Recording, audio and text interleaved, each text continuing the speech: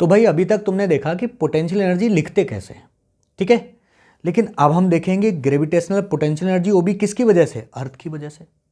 आ जाओ भाई देखते हैं इसको कैसे लिखेंगे। देखो देखो भाई, अर्थ का रेडियस ले लेते हैं। अर्थ का रेडियस हम मानते हैं कितना, अर्थ का रेडियस ले लेते हैं कैपिटल आर। अर्थ का मास ले लेते हैं कैपिटल एम। अब भाई अर्थ के सरफेस पर अगर यहां तुमने कोई एक स्मॉल एम मास रख दिया तो पोटेंशियल एनर्जी लिखना बड़ा आसान है। जैसे दो मास के लिए आप लिखते थे ना m1 m2, अगर दो मास r सेपरेशन पर हैं तो पोटेंशियल एनर्जी का क्या फार्मूला था, बताइए जरा। पोटेंशियल एनर्जी का फार्मूला था, बोलो क्या फार्मूला था, -g(m1m2/r)। तो वैसे ही आपने यहां पे स्मॉल एम मास रख दिया। अब बताओ जरा पोटेंशियल एनर्जी कितनी लिखें, लिख लेंगे सर। यहां पर इसकी पोटेंशियल एनर्जी होगी -g, एक है कैपिटल एम यानी अर्थ का मास और एक है छोटा एम, कोई भी बॉडी हो सकती है ना। तो एक हमने ले लिया छोटा एम और डिवाइड बाई दोनों के बीच का सेपरेशन हम कैसे देखते हैं, सेंटर से देखते हैं। तो सेंटर से कितना सेपरेशन है सर, अर्थ का रेडियस है तो यहां पे हो गया आर।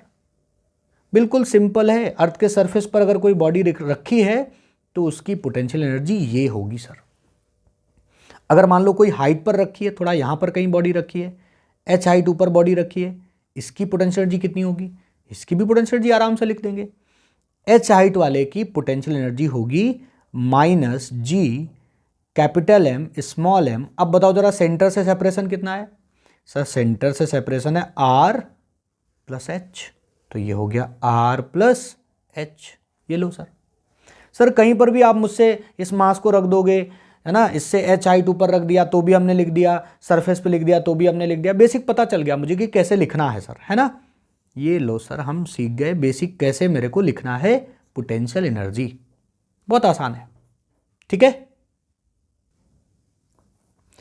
अच्छा इस बात को ना एक एग्जांपल से समझते हैं। देखो एक छोटे मास को ए पॉइंट पर रख दो, ठीक है, और उसको ए पॉइंट से उठाकर बी पॉइंट पर ले जाओ। तो मैं आपसे पूछ रहा हूं बताओ कितना पोटेंशियल एनर्जी में चेंज आएगा। कहां से कहां उठा के ले जाना है आपको, सरफेस से बी पॉइंट तक ले जाना। और बी पॉइंट कितना ऊपर है, आर, यानी अर्थ के रेडियस के बराबर है। देखो अर्थ का रेडियस भी हमने आर लिया है और ऊपर कितना सरफेस से उठाकर ले जाना, अर्थ के रेडियस के बराबर 6400 किलोमीटर ऊपर उठा के ले जाना है। बताओ चेंज इन पोटेंशियल कितना होगा। तो सर लिख लेंगे, सर ए पॉइंट पे पोटेंशियल एनर्जी कितनी होगी, होगी -g कैपिटल एम, और किसको उठा के ले जा रहे हैं, स्मॉल एम को, तो स्मॉल एम डिवाइड बाई इनके बीच का सेपरेशन कितना है, यहां से यहां देखो ये आर सेपरेशन है। अब सर उठा के कहां ले गए, आप यहां ले गए। तो अब देखो जरा, अब पोटेंशियल एनर्जी कितनी होगी, अब पोटेंशियल एनर्जी होगी -g capital M small M upon, अब सेंटर से डिस्टेंस देखो, अब सेंटर से डिस्टेंस कितनी है बोलो, अब 2r है सर। बताओ चेंज इन पोटेंशियल कितना होगा, तो सर चेंज इन पोटेंशियल होगा b का पोटेंशियल एनर्जी माइनस a का पोटेंशियल एनर्जी। बताओ लिख पाओगे, ये लिखा है b का और ये लिखा है a का। रख दो यहां पर b की वैल्यू a की वैल्यू सॉल्व करके बता दो। रख देते हैं सर, b की वैल्यू कितनी है -g(m)m/2r, और माइनस माइनस क्या हो जाएगा, a की वैल्यू जब आप रखोगे तो माइनस माइनस क्या हो जाएगा, प्लस g(m)m/r। आप थोड़ा और सॉल्व कर सकते हैं तो डेल्टा यू की वैल्यू कितनी आ जाएगी, यानी चेंज इन पोटेंशियल कितना आ जाएगा बी और ए का, बी और ए का आ जाएगा ½ g(m)m/r। ये वैल्यू आ जाएगी आपकी। कोई दिक्कत, ये वैल्यू आ गई है ना। ये आ गया चेंज इन पोटेंशियल एनर्जी। कहां कहां का चेंज है ये, बी का माइनस ए का, ये देखो। और B और A का पोटेंशियल जो डिफरेंस आ रहा है, एनर्जी का जो डिफरेंस आ रहा है वो पॉजिटिव आ रहा है। पॉजिटिव तभी आ सकता है जब B वाला बड़ा हो और A वाला छोटा हो, यानी B पर पोटेंशियल एनर्जी ज़्यादा है और A पर पोटेंशियल एनर्जी कम है। ये लो एक एग्जांपल हो गया। तो बड़ा आसान है लिखना भाई, है ना, है आसान की नहीं है। देखो यहाँ पर कितना आसान था इसको लिखना। सरफेस पे पूछे तो सरफेस पे लिख दो, हाइट पे जाए तो हाइट पे लिख दो, चेंज पूछे फाइनल माइनस इनिशियल, लो चेंज लगा दो। बताइए। अब एक काम करते हैं अपन ना, इस चीज को थोड़ा जनरलाइज कर लेते हैं कि अगर किसी भी बॉडी को सरफेस से h हाइट ऊपर ले जाना है तो कितना चेंज होगा। ठीक है, आ जाओ जरा।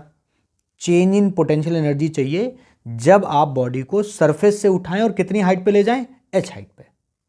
ठीक है, एच हाइट पे ऊपर ले गए हैं, तब आपसे मैं पूछ रहा हूँ चेंज इन पोटेंशियल एनर्जी। रखो जरा, क्या चाहिए सर, कहाँ पे ले गए हो, एच हाइट पे ले गए हैं। पहले कहाँ रखा था, सरफेस पे। एच हाइट पे कितनी एनर्जी होती है, कैसे लिखा आपने, ये रहा सर। रख दो रख दो रख दो, थोड़ी सी कैलकुलेशन कर लो, आ जाओ जरा। G M by R plus H minus minus minus हो जाएगा plus G M by R, ये आ गया सर। इसकी थोड़ी और कैलकुलेशन कर दो, इसकी और कैलकुलेशन कर दो। G M capital M small M बाहर निकाल दो, अंदर क्या बचेगा, है ना, माइनस भी अंदर ही कर दो आप, तो अंदर बचेगा ये आपके सामने 1/r minus 1/r plus H, ये बचेगा सर कैलकुलेशन करने पर। ठीक है भाई, थोड़ा और कैलकुलेशन कर दो, आ जाओ। जी कैपिटल एम स्मॉल एम, इसको थोड़ा सॉल्व करो तो ऊपर बचेगा एच और नीचे क्या आ जाएगा, नीचे आ जाएगा आर प्लस एच, एलसीएम ये आ जाएगा। ये देखो सॉल्व कर दिया सर हमने। तो ये क्या आ रहा है हमारा, चेंज इन पोटेंशियल, जब आप उसको कहां से कहां उठाकर ले जा रहे हो, सरफेस से एच हाइट पर ले जा रहे हो। अच्छा, थोड़ा सा ना इस फार्मूले को और अच्छा बना सकते हो, और फैमिलियर बना सकते हो। कैसे, क्या तुम सब ने स्मॉल जी पढ़ा था, स्मॉल जी एक टर्म पढ़ा था, हाँ sir, small G is equal to formula होता था, याद करो, small G is equal to capital G capital M upon R square. R क्या था, रेडियस, एम क्या था, अर्थ का मास, स्मॉल जी क्या था, एक्सेलरेशन ड्यू टू ग्रेविटी। तो सर यहां से जी एम की वैल्यू को क्या मैं जी आर स्क्वायर ऐसे लिख सकता हूं, देखो ऐसे रख सकता हूं ना, यानी जहां जहां जी एम लिखा होगा वहां जी एम की जगह मैं स्मॉल जी के टर्म में बना सकता हूं इस फार्मूले को, यानी ये फार्मूला मैं स्मॉल जी के टर्म में भी लिख सकता हूं। लिखो जरा, आ जाओ, देखना थोड़ा अच्छा लगेगा आपको, मजा आएगा जान के। ठीक है, लिखने की कोशिश करते हैं। Delta U is equal to बनेगा, यहां लिख दो जी आर स्क्वायर, और ये चल रहा है स्मॉल एम, और क्या चल रहा है यहाँ पे एच, और नीचे क्या आ गया आर प्लस एच। ठीक है भाई, ये देखो ये लिख दिया मैंने। इसमें थोड़ा सा ना थोड़ी सी कैलकुलेशन और कर दो, बस थोड़ी सी, है ना, हो गया। एक आर से एक आर उड़ा दो, ठीक है। और एक काम करो आप, तो ये जो आर है ना अंदर, इसको बाहर निकाल दो, कॉमन ले लो। सर अगर ये आर हम बाहर निकाल लें, इस ब्रैकेट से अगर मैं आर को कॉमन ले लूं तो ये क्या बन जाएगा, बाहर एक आर ऑलरेडी है और आर स्क्वायर बन जाएगा, और ये जैसे ही आर स्क्वायर बनेगा ये आर स्क्वायर खत्म हो जाएगा। ठीक है, तो ऊपर क्या बन जाएगा सर, ऊपर बन जाएगा mgh, और नीचे क्या बनेगा, बोलो बोलो, तुमने क्या करा है, यहां से आर और एक आर और निकाला हुआ है, इस ब्रैकेट से आर निकाला तो यहां आर की जगह क्या आ गया 1, और एच में आर तो था नहीं तो डिवाइड करना पड़ेगा। ये देखो थोड़ी सी कैलकुलेशन है ना, यहां से मैंने आर को कॉमन लिया तो यहां बन गया आर स्क्वायर खत्म, आर से आर निकाला हुआ तो ये 1 और यहां आ गया h बाई आर। क्लियर है, ये बना जाके ये आ गया पोटेंशियल एनर्जी का फार्मूला, थोड़ा और अच्छे फॉर्मेट में। यानी कभी भी स्मॉल जी के टर्म में अगर पूछे तो आप ऐसे फॉर्मेट को याद रखें, आपको कभी भी चेंज दिखना हो तो आप इसको ऐसे याद रखें। देखो देखो मैं लिख दे रहा हूं mgh, और नीचे ब्रैकेट में क्या है 1 प्लस h बाई आर। ये फॉर्मेट आप याद रख सकते हो, कॉपी पे इसको लिख सकते हो। ये देखो ये हो गया। अच्छा आप याद करो, जब पोटेंशियल एनर्जी पढ़ाना शुरू किए थे तो तुमसे एक बात कहे थे कि सर पोटेंशियल एनर्जी का फार्मूला हम तो mgh पढ़े हैं। देखो इसको ध्यान से देखो, mgh, सोचो सोचो, अगर मैं तुमसे कह दूं यहीं पर देखना सभी लोग, if h is very small than r, सोच कर देख बेटा, h अगर बहुत छोटा है r के कंपैरिजन में तो ये टर्म इग्नोर किया जा सकता है, क्योंकि ऊपर बहुत नंबर छोटा हो जाएगा नीचे नंबर बड़ा हो जाएगा तो लगभग ये टेंस टू 0 हो जाएगा। अगर h बहुत छोटा हो जाए तो यही डेल्टा यू किसके बराबर बन जाएगा, बताओ बताओ बताओ, यही डेल्टा यू बन जाएगा किसके बराबर, mgh के बराबर। हाँ सर, ये जो हम पोटेंशियल एनर्जी का फार्मूला पढ़ते थे वो अधूरा ज्ञान था हमारा, वो हम कब लगा सकते हैं, वो हम तभी लगा सकते हैं जब h हमारा क्या हो, आर, यानी अर्थ के रेडियस के कंपैरिजन में छोटा हो, वरना तो ये है पोटेंशियल एनर्जी का फार्मूला। तो असली फार्मूला ये है और इसी से कंडीशनल फार्मूला ये है। तो सर mgh गलत है क्या, अरे गलत नहीं है भाई, mgh तब लगाओ जब h छोटा हो। ऐसा नहीं कि हम बॉडी को 1000 किलोमीटर ऊपर ले गए, और फिर हम आपसे पूछ रहे हैं बताओ जरा क्या चेंज इन पोटेंशियल एनर्जी आया, और तुमने mgh के सीधे 1000 वैल्यू डाल दी और सॉल्व कर दिया, गलत हो जाएगा। h 1 kilometre, 2 kilometre, 10 kilometre r के कंपैरिजन में छोटा, तो आप ये लगा लो। अगर r के कंपैरिजन में बहुत बड़ा है, r के कंपैरेटिवली है, r के बराबर है, तो फिर आपके लिए ये जनरल फार्मूला है। ठीक है, तो ये फार्मूला अपने को ध्यान रखना है। क्लियर है? आ जाओ एक एग्जांपल देख लो। देखो जरा क्वेश्चन क्या कह रहा है। The change in energy, potential energy, when a body of mass m raise to height N R, कितनी हाइट ऊपर ले जाना है? n टाइम्स r ऊपर ले जाना है from the surface of earth. तो आपको चेंज बताना है। ठीक है, यानी यहां से बॉडी को उठाना है और कितना हाइट ऊपर ले जाना है? एन आर हाइट ऊपर ले जाना है। यानी साफ साफ हमने आपको इस सवाल में h की वैल्यू दे रखी है। कितनी है h की वैल्यू बताओ जरा? वो है सर एन आर, इतना आपको ऊपर ले जाना है। बताइए जरा चेंज इन पोटेंशियल कितना होगा? सर बहुत सिंपल है, अभी अभी आपने फार्मूला बताया mgh by 1 plus h by R. ये देखो स्मॉल जी के टर्म में सारे ऑप्शंस हैं, इसलिए अपन स्मॉल जी वाला फार्मूला लगा रहे हैं। अगर कैपिटल जी के टर्म में पूछता तो मैं ये वाला फार्मूला लगाता। देखो जरा यहां पर देखो आप, ये देखो ये रहा, ये कैपिटल जी के टर्म में फॉर्मेट रहा, इसको मैं लगा देता। ठीक है, तो स्मॉल जी के टर्म में पूछ रहा है इसलिए अपन स्मॉल जी के टर्म में लिख रहे हैं। ये देखिए ये रहा क्वेश्चन, स्मॉल जी के टर्म में अपन कर रहे हैं, इसको रख दो बस। h की जगह क्या रखना है? एनआर रखना है और सॉल्व कर देना है। हो गया, कुछ नहीं करना है, बहुत आसान है। s की जगह एनआर रखना है, रखो। ऊपर क्या आ जाएगा? mg एनआर, और नीचे क्या बनेगा बोलो जरा? 1 प्लस, बोलो बोलो क्या बनेगा? यहां पर आप एनआर रखोगे तो आर आर क्या बचेगा? 1 प्लस एन बचेगा। यही हो गया अपना आंसर। ठीक है भाई, हो गया, बहुत सिंपल सा था। एक आप भी करके देख लो जरा, आ जाओ। ये रहा क्वेश्चन आपके सामने। ठीक है, देख लो इसको, पढ़ लो क्वेश्चन, देखो क्या कह रहा क्वेश्चन। क्वेश्चन की लैंग्वेज पहले सही से पढ़ो, है ना। पोटेंशियल एनर्जी के बारे में पूछ रहा है, चेंज इन पोटेंशियल एनर्जी के बारे में, वो भी स्मॉल जी के टर्म में।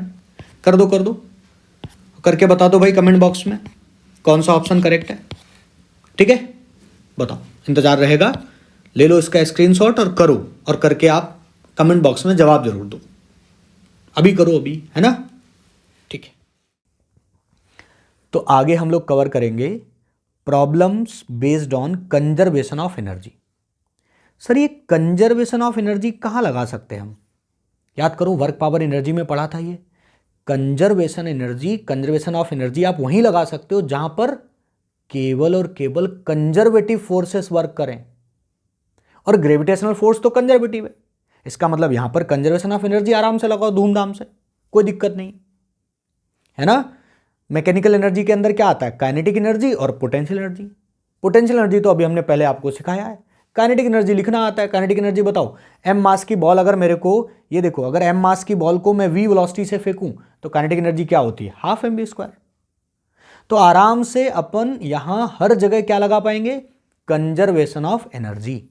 जैसे देखो, हम कहेंगे एक स्मॉल एम मास की बॉल है अर्थ के सरफेस पर, उसको तुमने ऊपर की तरफ फेंक दिया, तो आप क्या लगा सकते हैं? Conservation of energy. हर जगह उसकी एनर्जी को लिखेंगे और एनर्जी को कंजर्व करेंगे। कंजर्व मतलब कांस्टेंट रखेंगे, बराबर करेंगे।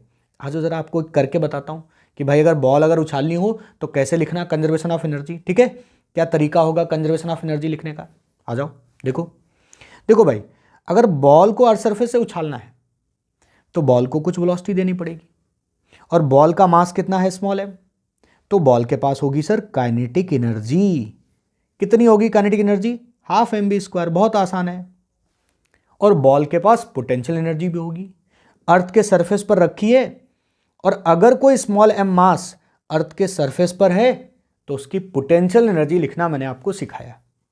बताओ जरा, दो मास हैं ये, बीच का सेपरेशन कितना लेते हैं अपन? आर, है ना। अर्थ का मास हमने ले रखा है कैपिटल एम। कितनी पोटेंशियल एनर्जी? अभी अभी आपने पहले देखा है, नहीं देखा तो पोटेंशियल एनर्जी कैसे लिखते हैं उसको देखो पहले जाकर वीडियो में।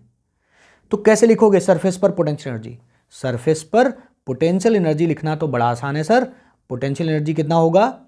पोटेंशियल एनर्जी होगा माइनस जी, दोनों मास लिख दो, अपॉन बीच का सेपरेशन कितना है? आर। अब भाई यहां से क्या करा तूने? बॉल को ऊपर की तरफ उछाल दिया, तो ये रही काइनेटिक और ये रही पोटेंशियल। तुमसे कोई कहे टोटल एनर्जी कितनी है भाई? लो सर, टोटल एनर्जी भी लिख देंगे। सर टोटल एनर्जी होती है kinetic energy plus potential energy. ये लो पोटेंशियल एनर्जी लिख दो फटाक से। टोटल एनर्जी कितनी आ गई सर? टोटल एनर्जी आ गई हमारे पास ½ mv² और प्लस तो हमने करा, लेकिन इसमें पहले से माइनस है इसलिए माइनस हो गया, हम तो प्लस ही कर रहे हैं, तो -Gmm/r। ये आ गई सर टोटल एनर्जी जब आपने इसको अर्थ सरफेस से उछाला ऊपर की तरफ। अब भाई अर्थ के सरफेस से जब तुम कोई बॉल उछालते हो तो क्या होता है? बॉल कहीं हाइट तक जाती है फिर वापस गिर पड़ती है, क्यों भाई? तो बॉल किसी हाइट तक जाएगी।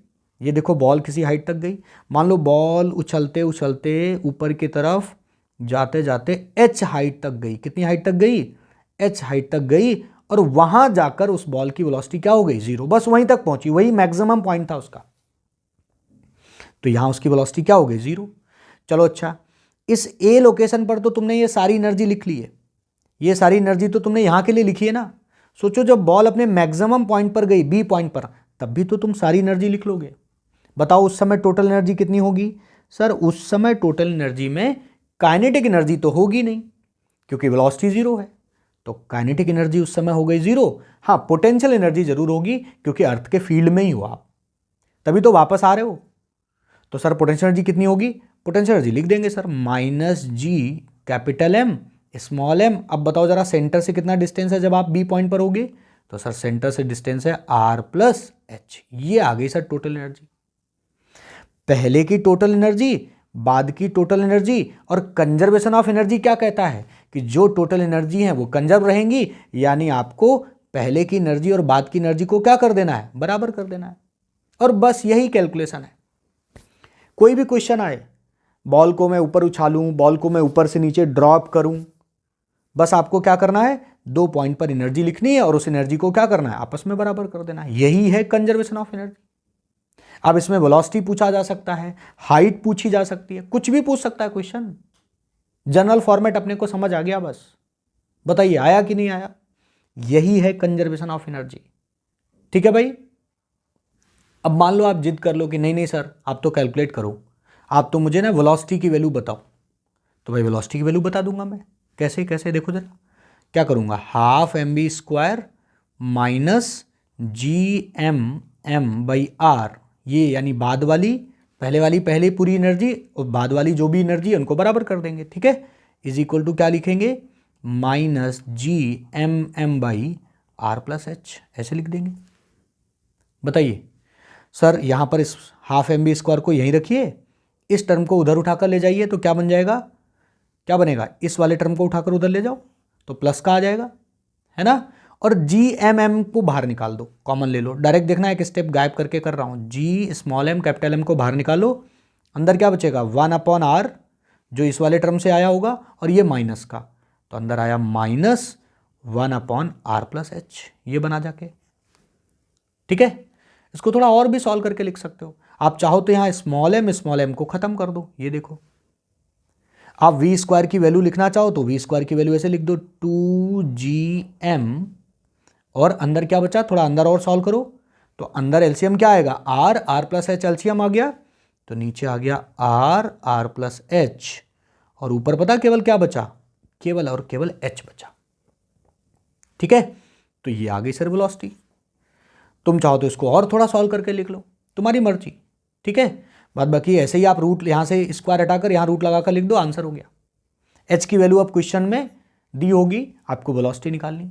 कुछ भी दे सकता हूं, जैसे मान लो मैं आपको क्वेश्चन दे दूं कि बताओ बॉल को कितनी वेलोसिटी दें ताकि उसके h की वैल्यू 2r के बराबर हो जाए, तो यहां 2r रख देना, सॉल्व कर देना। बताइए कर पाओगे? हाँ सर कर लेंगे। अच्छा, कई जगह ये फॉर्मेट ना हमें स्मॉल जी के टर्म में भी बोल सकता है, स्मॉल जी के टर्म में निकालो, तो भाई बिल्कुल बना लेंगे। कैसे? Small G is equal to क्या होता है? कैपिटल Gm/r² होता है, तो जो कैपिटल Gm है उसकी जगह लिख दो GR²। देखो देखो देखो क्या बन जाएगा? ये बन जाएगा 2, और यहां लिख दो GR²।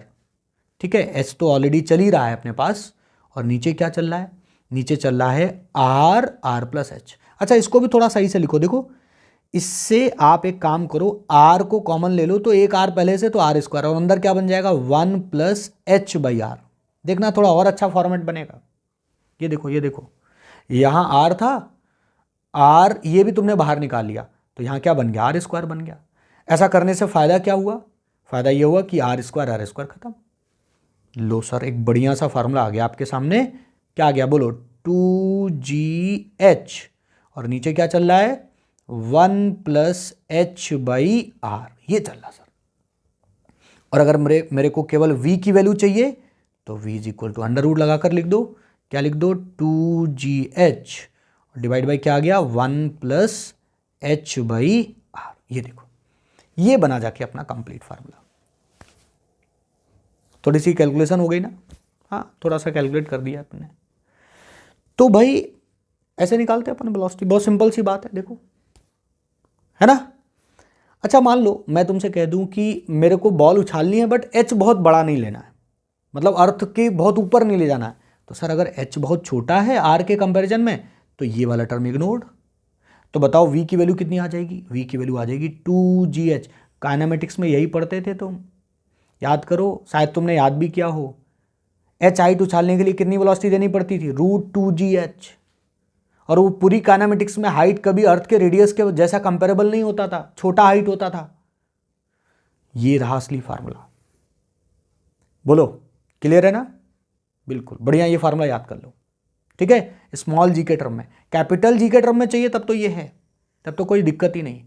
और आप इसमें कुछ भी मत याद करो, आप तो कंजर्वेशन ऑफ एनर्जी लगाना सीख लो बस, कि सर हमको क्या करना है, एक पॉइंट से दूसरे फिगर बनाना और एक पॉइंट से दूसरे पॉइंट पे क्या कर देना, टोटल एनर्जीज को बराबर, बस, और कुछ याद करने की जरूरत नहीं है, ठीक है।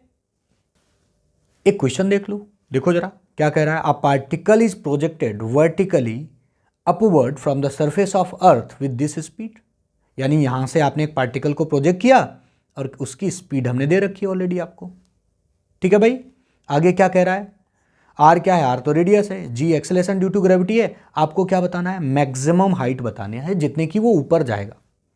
तो अभी अभी आपने जस्ट देखा है, क्या देखा, वी का फार्मूला बताइए जरा, वी इज इक्वल टू देखा sir √2GH divide by 1+H/R, ये फार्मूला देखा सर। लगा दीजिए इसको, बताइए जरा, एच पूछ रहा है आपसे, सिंपल सा हाइट पूछ रहा है कि कितनी हाइट तक जाएगा, ये मैक्सिमम हाइट कितनी अटेंड करेगा, एच निकालना है, निकाल दीजिए एच। बताओ निकाल पाओगे, दोनों तरफ स्क्वायर कर दो, तो sir V² is equal to क्या बन गया सर, बन गया 2GH/1+H/R, यही तो बना।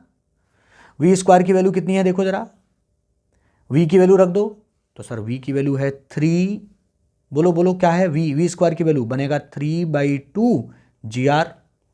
इसको थोड़ा और सॉल्व करके लिख दो, देखो जरा यहाँ पे R इधर आ जाएगा, जब आप इसको सॉल्व करेंगे तो ये बन जाएगा 2G, और H ऑलरेडी है और R कहाँ चला जाएगा ऊपर, और नीचे बनेगा R+H।